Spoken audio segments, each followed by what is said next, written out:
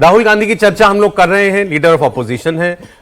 इन पिछले 3 लोकसभा चुनाव में भारतीय जनता पार्टी सबसे कमजोर है इस बार सहयोगी साथियों के भरोसे। और अभी हम लोग बात कर रहे थे, सीपी राधाकृष्णन जी एनडीए के कैंडिडेट हैं और उनके 2 पोलिंग एजेंट जो हैं वो बनाए गए हैं, एक टीडीपी से और एक जेडीयू से।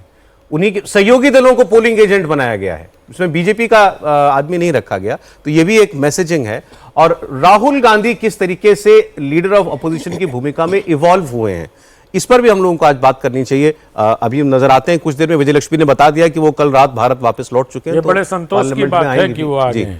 देखिए, ये बिल्कुल सिग्नलिंग जो है बहुत इंपॉर्टेंट है। जैसे आपने पहली बात किया, टीडीपी और जेडीयू के अगर पोलिंग एजेंट बनाए जाते हैं, बहुत सिग्नलिंग है। दूसरा, सीपी राधाकृष्णन को अगर आप तमिलनाडु से एक कैंडिडेट चुनते हैं तो वो भी सिग्नलिंग है। बीजेपी का अगला जो फोर्ट है जिसे वो ध्वस्त करना चाहते हैं वो है तमिलनाडु। वहाँ पर जिस तरह से वो सेंध नहीं लगा पाए हैं, जिस तरह से इनरोड्स नहीं बना पाए हैं अब तक, जहाँ तक मैं सिर्फ सीटों की बात कर रहा हूँ, वो इनरोड्स नहीं बना पाए। वो चाहते हैं वहाँ पे इनरोड बनाना, और यही कारण है कि एक सिग्नल दिया गया, जबकि बिहार ज़्यादा पोटेंट होता एकदम चुनाव था, लेकिन सिग्नल ये दिया गया कि हम तमिलनाडु में चाहते हैं कि तमिलनाडु जो है उसे प्रेफरेंस दी जाए, और वो कहीं ना कहीं डीएमके का जो वोट है उसे तोड़ना चाहते हैं, और ये जो है कोशिश की जाए। Rahul Gandhi leader of opposition है, लेकिन क्या वाकई पूरे ऑपोजिशन के लीडर हैं? देखिए, राहुल गांधी की यात्रा जो बिहार में रही, आप ये कोई नहीं कह सकता कि उस बिहार की यात्रा जो है वो उसने असर नहीं डाला होगा, या उस यात्रा के कारण कोई फर्क नहीं पड़ा होगा। उस यात्रा के कारण फर्क पड़ा, तभी आप देखें कि अखिलेश यादव भी वहां जा रहे हैं और बाकी लोग भी वहां पहुंच रहे हैं। तो ये कहना कि उससे असर नहीं पड़ा होगा, ये गलत है। लेकिन क्या राहुल गांधी रिवाइव कर पाएंगे? क्या राहुल गांधी की नेतृत्व में इतनी क्षमता है, जो कि बार बार जिस पर डाउट किया गया है?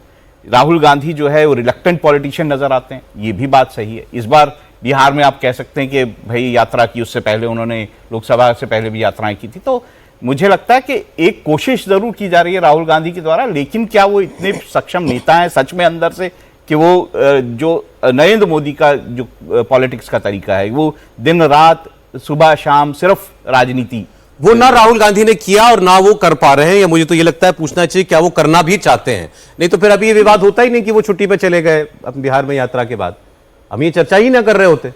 नरेंद्र मोदी सबसे पहले आज व्यक्ति है जो वोट डाल रहे हैं, और राहुल गांधी का अभी आता पता नहीं है कि वो कब आएंगे वोट डालने के लिए। तो वो चर्चा तो कभी खत्म, मुझे लग रहा है वो सेटल्ड है। ये कैजुअल पॉलिटिशियन है, या पहले लोग पार्ट टाइम कहते थे, पार्ट टाइम नहीं कहते, लेकिन अभी भी कैजुअल पॉलिटिक्स करते हैं। मेरे ख्याल से बहुत अच्छा वर्ड जो यूज़ किया इन्होंने, रिलक्टेंट पॉलिटिशियन, कि मन, आधा मन तो है आधा मन नहीं है। और वो दिखाता है कि इतना जब कुछ हो रहा था, प्रधानमंत्री बैठे थे पार्लियामेंट में, पूरा वर्कशॉप चल रहा था कि कैसे वोटिंग होगी वाइस प्रेसिडेंट इलेक्शन में, और उस टाइम पे राहुल गांधी एब्सेंट थे इंडिया से। तो बहुत साफ है कि बेशक राहुल गांधी ने इंक्रीमेंटल इम्प्रूवमेंट हमने देखा है 10 साल में, वो इंक्रीमेंटल ही है, अभी वो उस तरह से ट्रांसफॉर्म नहीं हुआ है कि हम कहें कि बस ये टर्निंग पॉइंट था कि राहुल गांधी जो है इमर्ज हुए एक बहुत बड़े लीडर के रूप में। वो बेशक इम्प्रूवमेंट है, और मुझे लगता है कि पहले से काफ़ी चेंज उनमें आया है। जिस तरह की भाषा वो प्रयोग करते हैं, जो एग्रेशन दिखाते हैं, जो अगर आप 15 साल पुराना राहुल गांधी देखें, उनके वीडियोस देखें, और अभी जो राहुल गांधी, उसमें अंतर तो है, लेकिन ये क्या वोट कैचिंग एग्रेशन या वोट कैचिंग स्ट्रैटेजी है, ये आज तक अभी तक पूरी तरह फाइनली या डिसाइसिवली हम लोग नहीं देख पाए। बेशक उन्होंने भारत जोड़ो यात्रा में अपना वो दिखाया कि वो लोगों को ला सकते हैं, अपने साथ जोड़ सकते हैं, और बिहार में भी दिख रहा है कि वो कोशिश कर रहे हैं। लेकिन क्या ये कोशिश, एक रिएक्शन आ रहा है मैम, सुप्रिया फुले कुछ कह रही हैं, वो भी फिर दर्शकों को सुना देते हैं। सुप्रिया फुले क्या कहा उन्होंने? बस सब बहुत, ये इलेक्शन जब से अनाउंस हुआ तब से सब अपनी तरह से हम सब कोशिश कर ही रहे हैं।